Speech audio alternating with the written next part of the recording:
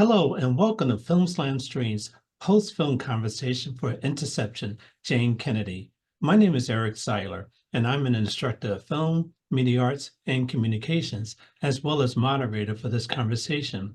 We're very pleased to be joined by the director of Interception, Jayne Kennedy, Safiya Songhai. Safiya is an American film director, screenwriter, editing, producer, talented and professor, everything. I'm just going to stop right there because I can go on and on about you. But thank you so much for joining us, Safiya. Thanks for having me. I love me some Ohio. Let me tell you what, you have the best red carpet treatment ever. Let me this is what I know. Well, So we strive to do our best and welcome talented filmmakers like you. And this film is one of your signature films, and it tells an important story of someone that I saw on TV growing up. mhm. I had no idea what was going on behind the scenes. But I understand the two of you are related. Can you explain that relationship and how the film Sure. came about? So I was not raised watching Jayne Kennedy on TV. I was but I heard about the legend of Jayne Kennedy on TV through my family, because Jayne is a cousin of my mom, and so my grandparents, they would always separate the Jet and Ebony magazines off to the side if Jayne Kennedy was in them. They really emphasized how impressive she was, even though I wasn't able to experience that directly. I just did, I had, she was primarily active throughout all of the 70s and the very early 80s. And so by the time she decided to switch gears and start a family, she got, married to her second husband, Bill Overton, and and subsequently she has four daughters and she's a grandmother now. She's gone on to develop this very, she poured all her energy to her marriage and her kids, and they're all very successful people. So I was born during that chapter of her life, but I knew the story of her from everybody who had witnessed her, push and persevere in American television and American film and American broadcasting. And so as I grew up, I knew I wanted to eventually be an author, and that turned into becoming wanting to become a filmmaker. And I was like, I'm going to do the Jayne Kennedy story. That's the story that I really want to share, because of how much the look that people had when the name Jayne Kennedy came up. Everyone gets this far away look in their eye, and they're like, "Wow, Jayne Kennedy." And I was like, well, she just has this impression on people, that I knew I needed to explore, and then bring to light for younger generations. Similar to say like Dorothy Dandridge, or Pam Grier, or I guess even like a Josephine Baker. There's all these different starlets at different generations, different early parts of the 20th century, the mid part of the 20th century. Jayne is born in 1950, and so she's a baby boomer, and it's up to her to essentially leverage all the work that say Dr. King and Malcolm X did, to then clear a path for her generation to go make something out of all this, turmoil and tragedy that they went through. So, I wrote her one time and I said, I was like, you're no different than Dr. King and Malcolm X, the way that you make Black people feel. You make us feel like we can soar when we feel like, we've been pressed against the dirt, pressed against the sand, and feel flattened out, and you revive us with from a different angle. So I definitely always had this reverence for her story, well before pursuing this film project. But that's how we're related. Where she's my mother's cousin, yeah, and subsequently my cousin as a result. So yeah. So were you looking for a story or a film to produce and direct, or did Jayne come to you and say it's time for me to have my life exposed in this way? Well, I would say that what happened for me was the way I approach filmmaking is I look for funding first, because that's always the obstacle, is where's this money gonna come from? So what I do is what I did rather was I found a grant from Martha's Vineyard African American Film Festival, which is in Martha's Vineyard, Massachusetts, and then Arizona State Global Sports Initiative, and they had a $10,000 grant for documentaries about sports.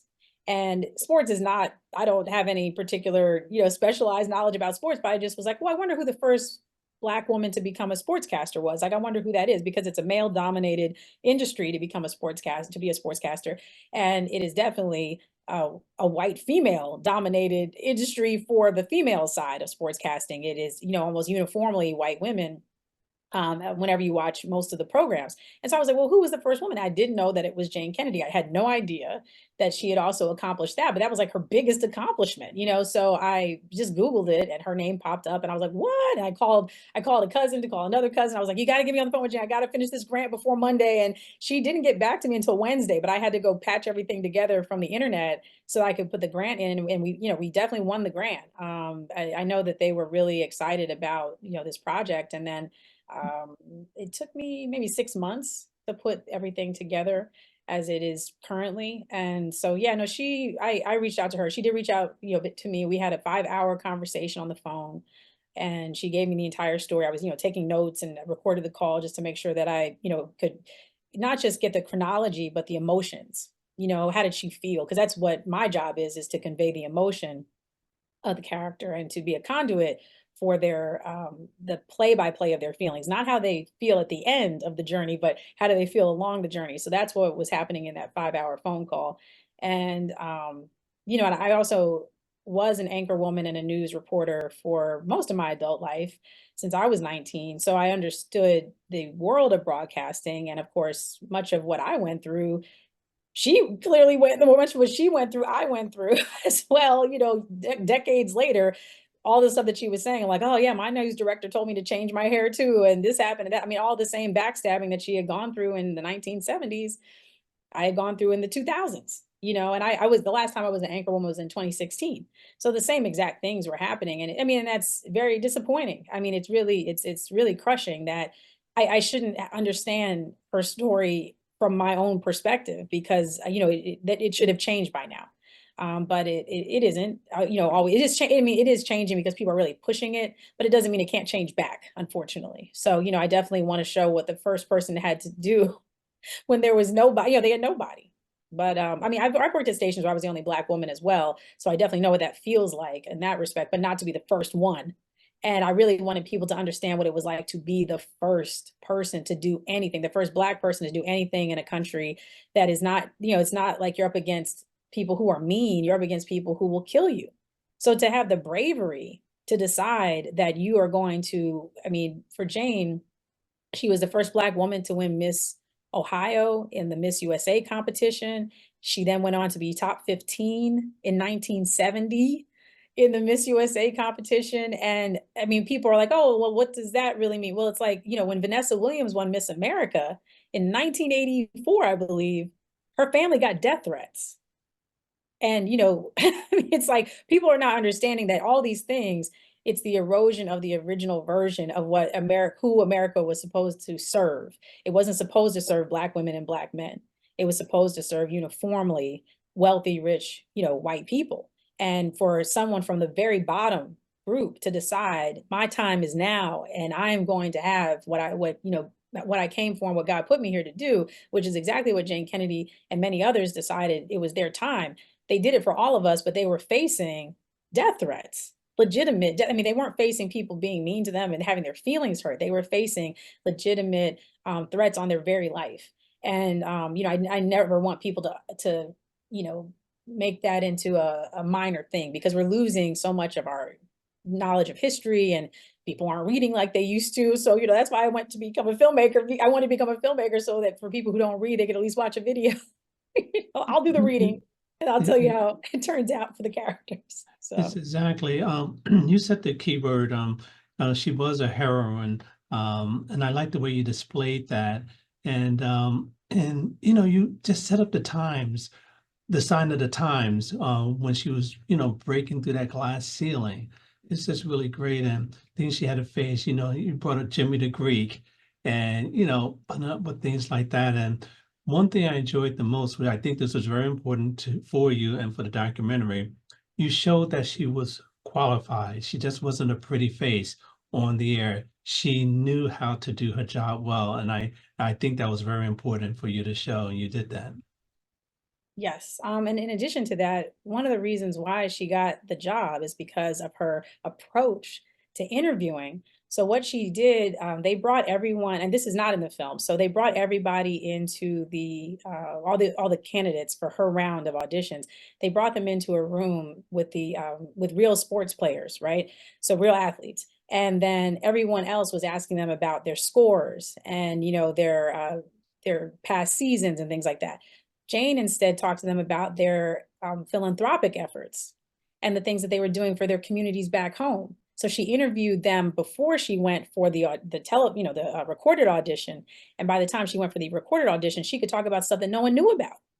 And that's the reason why they said it's Jayne or nobody, because of her, her emotional intelligence, her interview approach, and also even though Phyllis George wasn't, the first woman to become a sportscaster, she oftentimes would not do her own interviews. The camera people would sit down with an athlete and record, and then they would have Phyllis George voice the package. Jayne sat down for all of her interviews. So even the type of talent that she was, although Phyllis George was first, she did not conduct interviews the way that Jayne Kennedy conducted interviews. And Jayne is also the first woman to ever have a sports talk show in American history. Not Black woman, but just woman, which is Greatest Sports Legends. There is a clip of Greatest Sports Legends in the documentary, a very short clip. But that show, I believe she hosted it for at least 7 years. And that is humongous. The fact that she didn't co-host the show. She was the only host of Greatest Sports Legends, which were these in-depth interviews with athletes, many times Black athletes at the time, and they were both rooting for each other. The Black athletes were supporting Jayne, Jayne was supporting their career.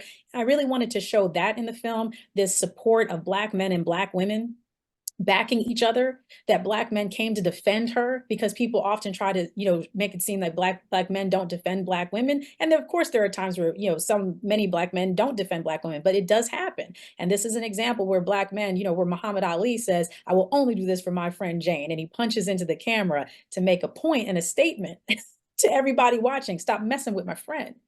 This is not his wife. This is not his love interest. This is not a family member of his. This is his friend.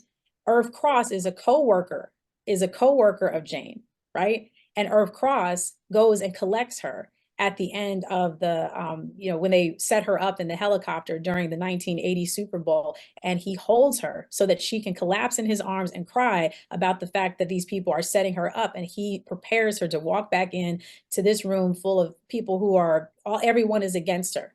There are multiple examples of Black men defending specifically this Black woman, this Jayne Kennedy. And that was a big part of what I wanted to impart in this film, is the support that Black men and Black women had at this time period, because they were all the first. They were all the first, and there was no blueprint, there was no manual, there was no guidance, direction, no mentors. We were all the first people subjected to whatever this new version of America was. And all of these people, their grandparents were enslaved. Jayne Kennedy's grandparents, her great-grandparents were in the sharecropper chapter of American history, and her second great-grandparents were in American slavery. She is no great distance from actual American slavery and actual, attacks on Black people from the KKK, all of that. And she's not looking at this history in a book. This is her direct family line. And she decides that even with the knowledge of how bad America can be to people who try to step out and be the front face of a movement, she's still going to do it. And Black men came to defend her in that effort, and she defended them. And she promoted their careers while they were promoting and defending her. And you displayed that, excuse me, quite well during the documentary. How did you go about telling the story? You could have approached many different angles, from birth to where she is, but instead you just went right for it. You just came right at us with this documentary. Here she is, and this is what she did, coming strong. Why did you decide to approach the documentary that way as opposed to a different way? Sure. So I look at everything as it has to be an entertainment product. If you're going to give people healthy food, it still has to taste good. You have to make sure there's suspense. I'm a writer. I care very much about story structure. It is bone structure to me. Like, this is exactly the way that you have to put it together. It's like, you put those like IKEA bookcases together. You're like, well, do I need this part, or you need all those parts? You better put all those parts where they tell you to put those parts, or else the structure is not going to be there. And I feel the same way about story structure. So, I had the chronology of her entire life as she, gave it to me and as I could find online. And she's mentioned a number of books and magazines. We did have 4 people who are African American studies professors research everything. A brother from University of Maryland, American University, Baylor, as well as University of Albany, in upstate New York. So I had, everyone who made this film is an African American or an African descended person. Every single person who runs in my credits of this film, they are all Black people. And one of the people who did the research for the film is also a cousin of Jayne as well. Like, so there's like about 4 cousins who worked on this project as well. So he's one of the researchers. But the main thing that I wanted was for people to understand what it was like to be inside of her position. So she finds out that there's this opening, and she's like, I knew I could do that job. You got to put me on it. I know I can do that job. And then they said, no, they're not looking for a Black, they're not looking for a non-journalist. I wanted people to feel.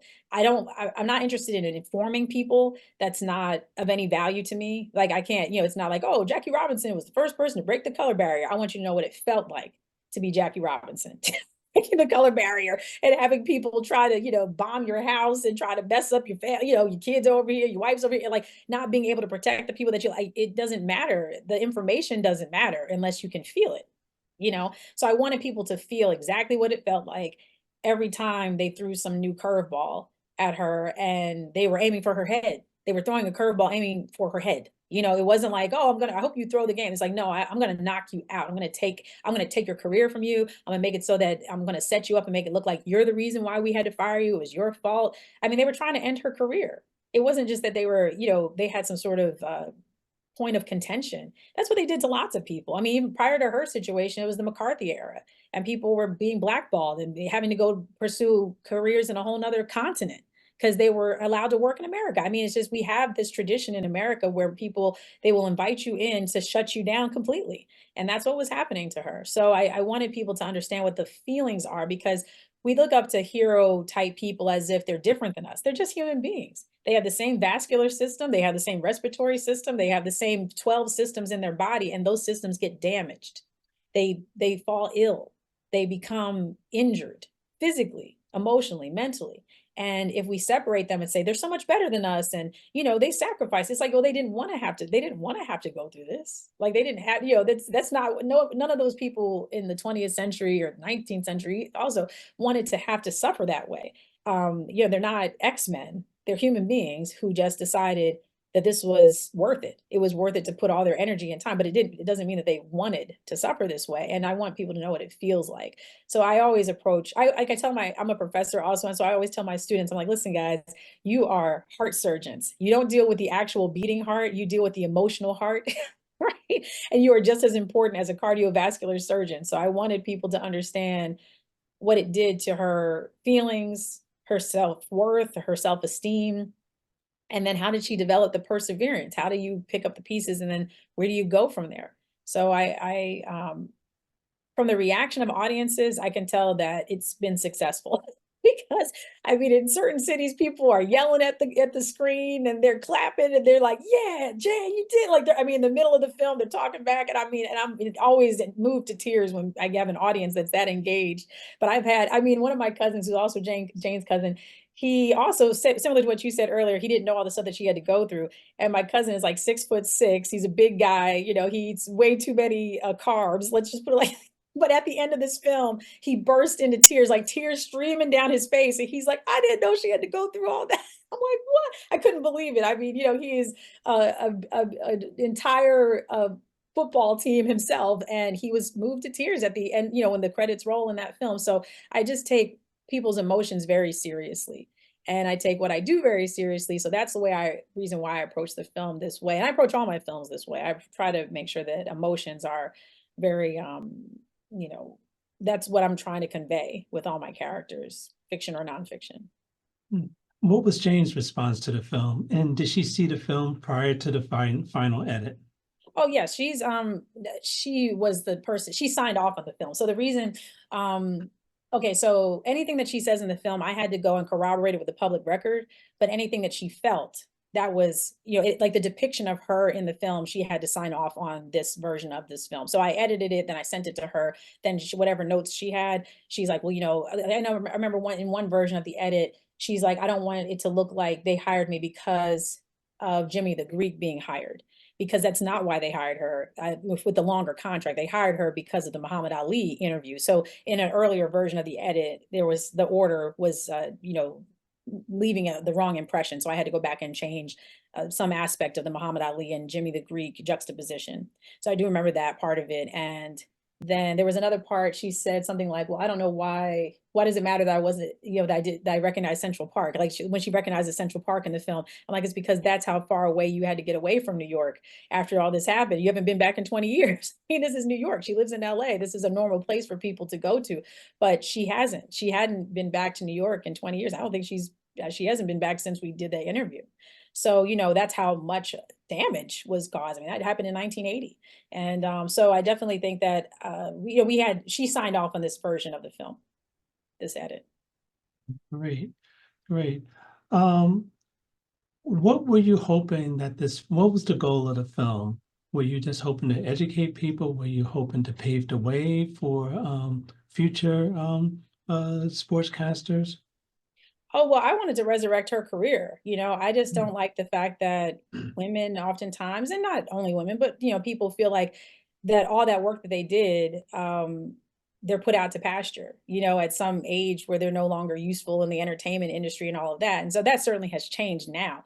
We have lots of talent that are, Oprah and Whoopi Goldberg are both the same age as Jayne Kennedy and Alfre Woodard and, Angela Bassett. They're all women in their 60s and early 70s who are very much a part of the entertainment industry, so I definitely wanted to give that, contribute this film to the resurgence of her career. She wanted that resurgence. And then, yes, of course, it will encourage people to become sportscasters who wanted to do that anyway. But I want people to know, I want Black people in particular to know what it took to get a thing. Because a lot of times people think that it's like, oh, well, that's a long time ago, so it was going to change anyway. I'm like, nothing changes because of time. That's not the reason why political things change. Because if you start a tradition of racism, it just gets better as time passes. Like racism becomes more effective. It's like you're more effective at beating people up and messing with their head and belittling them and miseducating the Negro. You become better and better at it unless there's a counter movement.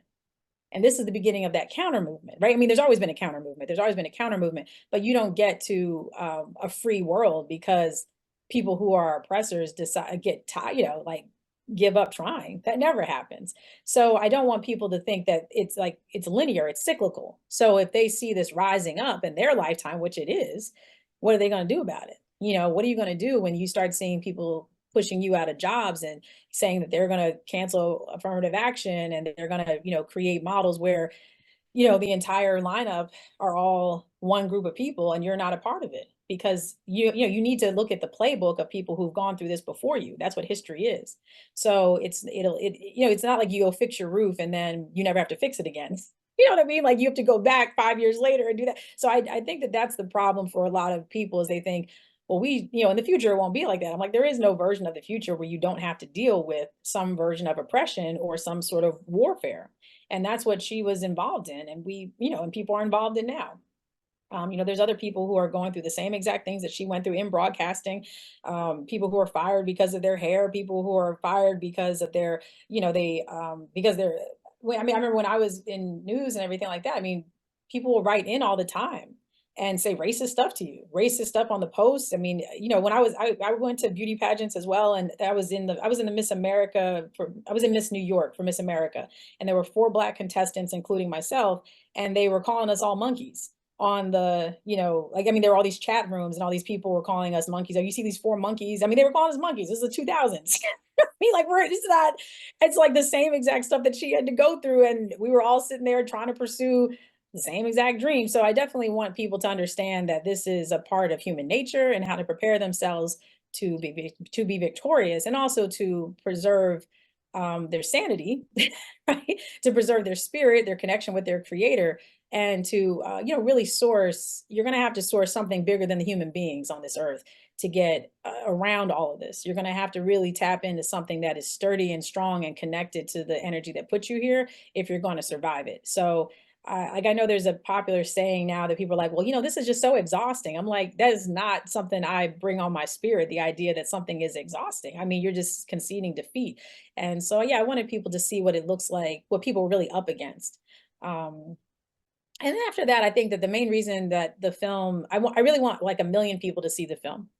The film has now won 47 awards. It's been accepted to 128 film festivals.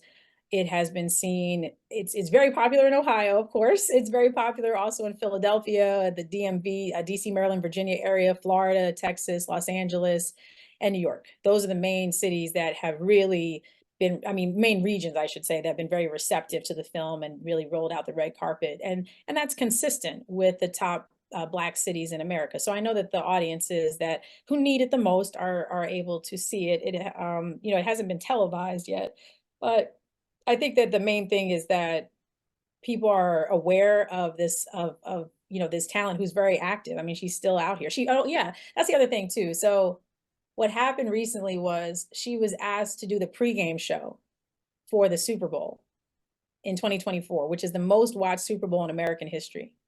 And she had not been asked by CBS to do anything since the firing of 1980. So I called CBS that summer. I reached out to them. I reached out to their DEI office and I was like, listen, you have the first Black woman sportscaster, but you treated her horribly. Is there something that you could do about it? You have all these older white men and who are sportscasters. Why can't you bring her on? And so they eventually did that. They brought her back with Brent Musburger and she hosted the pregame show for CBS NFL Today during the most watched Super Bowl in American history. That is how she came back to CBS in 2024. So that is a big victory for the film, a 15-minute film. Wow, that's great. That's great. And not only the most watched Super Bowl, it's the most watched program in American history, too. The Yes, Super Bowl is exactly. the highest rated program. You're right. I need to say it like that. That's true. The Super Bowl is the most watched program, and this is the most watched Super Bowl. Exactly. Exactly. So, what's next for you? What can we expect to see for you in the near future? Sure. So because of the success of this film, I have been asked to direct a number of other projects. People are prepared. I have some investors prepared to help me make my next film. My next film will be most likely a fiction film, and I am interested in telling real life stories. Like I'm always and always have been interested in making films in all the different genres. But however, biopics, I just feel like if you go the biopic route, life is far more interesting. Like real life is far more interesting than anything that can be concocted in some kind of science fiction type of way. There certainly are great science fiction writers like Stephen King and people like that. Um, but I would say that the thing that I really care about is taking stories primarily of African descended people, African American people, and then turn them into fiction projects that people can connect to, and then also giving new or young, new artists, people who are emerging acting talent. And let me take that back, not young artists, people who are emerging acting talent. I don't care how old you are. If you're 80 years old and you want to start acting, just come hang out with me because I'm really against ageism. Like it's not one of those things that people talk about that often as one of the leading issues, but it's one of the most serious issues in America is ageism. And so, I'm not interested in everyone being 20 years old, and I'm not interested in 20-year-olds. Like I want everybody who wants to do this to have an opportunity to do this at whatever chapter of life that they're in. And so I have to have open casting calls to find talent to then bring them into these future subsequent projects. In addition to that, I'm working on some book projects with some artists to document the successes of African American women film directors because we are the most underrepresented group. I mean, most films are directed by white men. It's like 85% of films are most studio films, 85% of studio films are directed by white men. And then all the women, they're not Black. There's been years in the recent past, like the last 10 years, where none of the studio films were directed by a Black woman at all.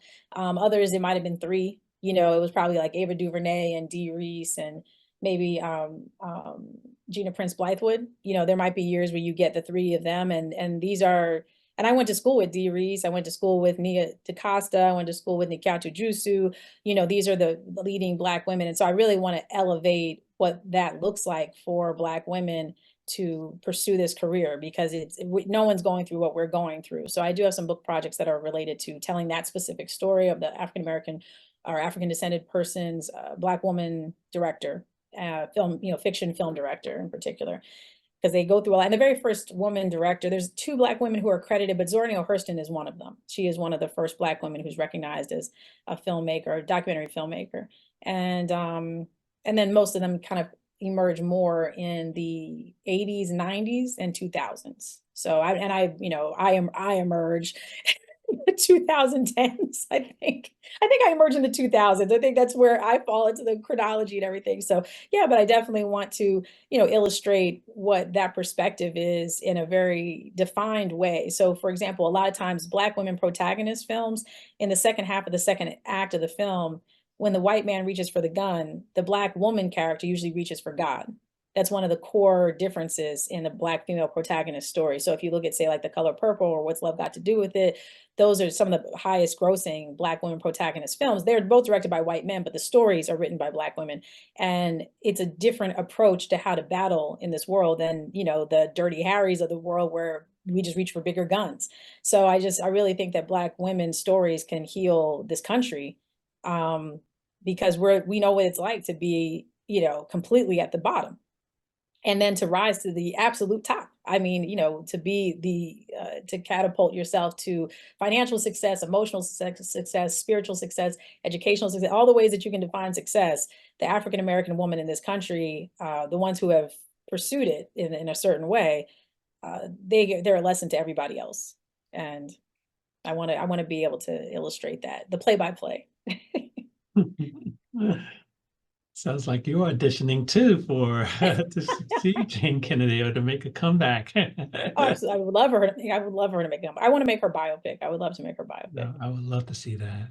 Mhm. Safiya Songhai, director of Interception, Jayne Kennedy. Thank you so much for joining us. Congratulations on all of your success. Thank you for having me. Cleveland, that's where it's at. Indeed. And thank you to our audience for joining us for this important and invigorating conversation. For more information about our upcoming events, please visit us at clevelandfilm.org. I'm Eric Siler. Thank you.